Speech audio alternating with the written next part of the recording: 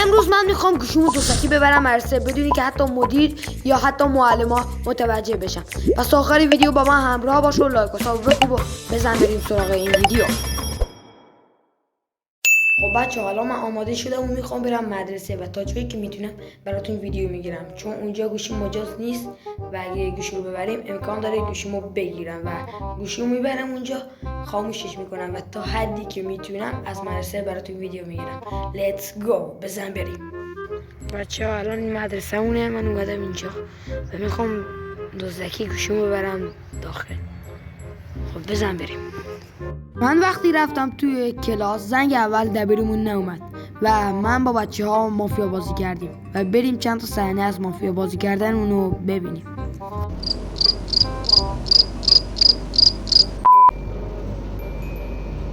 مافیا بخوابه. مافیا بخوابه.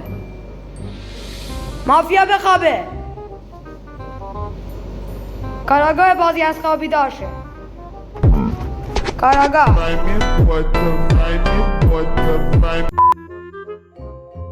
خب بچه الان زنگ ورزشی و خیلی گرمی، من به دزدی گوشی آوردم، هیچ کس تو کلاس نیست و الان من میخوام برم ورزش کنم و بعد از ورزش زنگ میخوره میریم خونه و اونجا ویدیو دومی رو براتون ضبط میکنم و میذارم.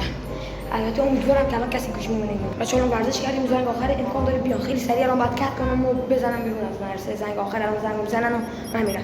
بزن بریم. خب بچه‌ها اینم بود از این ویدیو. اگه دوست داشتین حتما لایک کنین ویدیو رو و کانالمون دنبال کنین که حتما از این ویدیو خفن خیلی براتون میذاریم چالش‌های 24 ساعته از همین نوع چالش‌ها و خیلی چالش‌های دیگه که شما تو کامنت‌ها برامون بگید. پس بزن بریم سراغ ویدیو بعدی و تا ویدیو بعدی خدا نگهدار.